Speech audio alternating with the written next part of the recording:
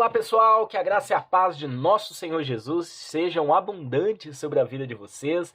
Sejam muito bem-vindos ao canal João Paulo Fonseca. Eu sou o pastor João Paulo Fonseca, estamos juntos para mais um review. E um review de um livro que muita gente, principalmente o pessoal mais antigo, né, ligado aí à teologia, os seminaristas mais antigos, devem conhecer esse livro. Geralmente, os seminários aí mais antigos sempre indicavam esse livro aí para os seminaristas. Escatologia do Novo Testamento, do Russell Shedd, uma publicação da Vida Nova. É um livro de apenas 94 páginas.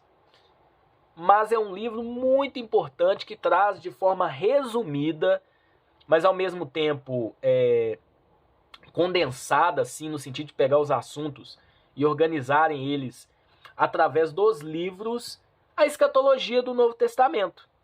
Então, Russell Shedd foi um grande teólogo, batista, né? Já está com o Senhor, mas deixou um legado teológico muito importante para a gente. Essa aqui é a terceira edição revisada. Vou deixar na descrição do vídeo para vocês adquirirem. É um livro baratinho, vale a pena, para você ter uma base teológica com relação à escatologia no Novo Testamento. Não é aquele material assim exaustivo, né? Mas tem informações relevantes para você ter assim uma base sobre pontos escatológicos do Novo Testamento. Então vamos lá, vamos conhecer o material. Aqui tem um sumário, são 4 capítulos. Então a gente tem aqui o problema hermenêutico, escatologia nos evangelhos, escatologias em Atos e nas epístolas, escatologia em Apocalipse, que é o capítulo maior, tá? Ficha catalográfica, primeira edição em 83, segunda edição em 85, terceira edição em 2006. Temos aí dezenas de reimpressões, né? Então aqui tem uma introdução, onde ele vai explicar um pouquinho o que é escatologia, né? Muita gente tem dúvida, o que é escatologia, o que a escatologia trabalha. Então ele vai focar na escatologia do Novo Testamento. Capítulo 1 traz o problema hermenêutico, ou seja, o problema de interpretação. Por quê? Porque existem várias correntes escatológicas. E aí ele vai trabalhar uma a uma, sabe? Vai explicar um pouquinho de cada uma delas, aquelas escatologias mais individuais. A gente tem as escatologias aí liberais, escatologia entre os evangélicos, então tem o pré-milenismo. A gente tem aí o pré-tribulacionista dentro do pré-milenismo e o pós-tribulacionista. A gente tem o amilenismo. Também ele explica resumidamente, tá, gente? Não é aquilo assim, não. E a gente tem o pós-milenismo. Então, informações relevantes sobre as correntes escatológicas, a forma de interpretar. Por isso que é o problema hermenêutico. A partir do capítulo 2, a gente tem a escatologia nos evangelhos. Vocês reparam que a letra é confortável, a margem é legal, né? Um material bem organizado, né? Então, aqui ele vai desenvolver a escatologia nos evangelhos. Mateus, Marcos, Lucas e João.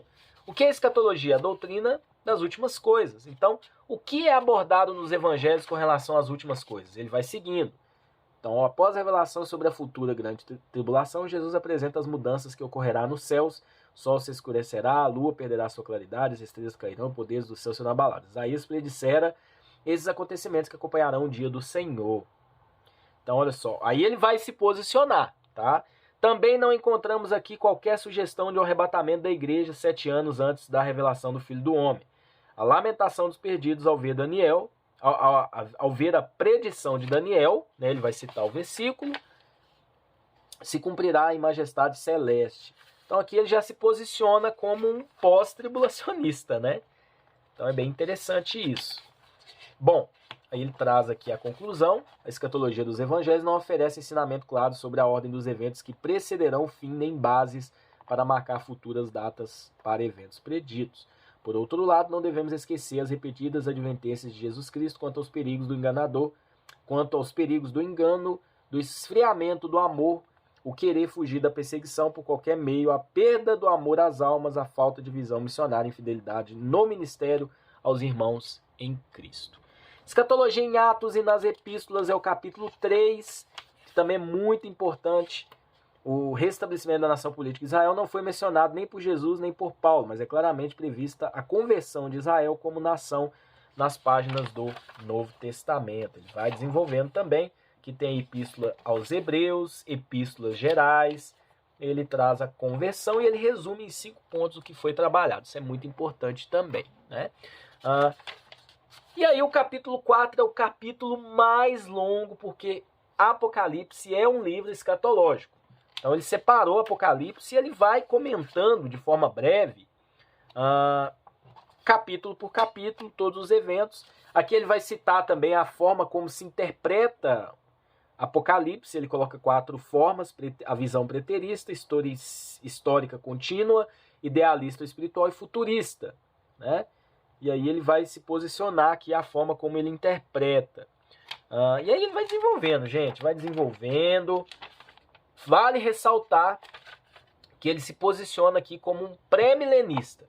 Como ele não é pré-tribulacionista, então ele é um pré-milenista histórico, tá bom?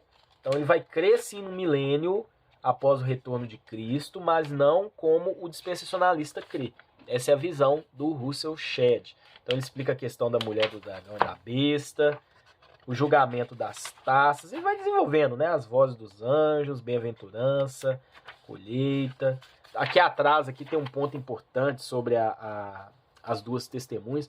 Então é um livro que trabalha a escatologia do Novo Testamento, claro, de forma concisa, dentro da visão pré-milenista histórica, tá bom?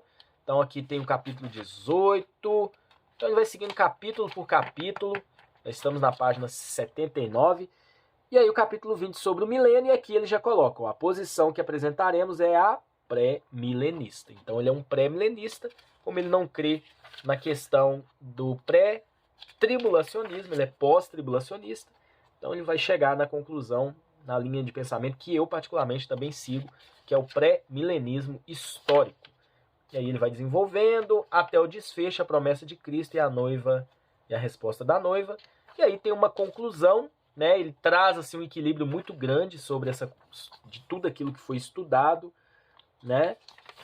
E sobre, olha só que interessante. Em suma, não seria compreender a essência do motivo da revelação dos eventos futuros se a igreja investir seus recursos, tempo e energia buscando os perdidos e cuidando bem daqueles que foram salvos, evangelizando e vigiando.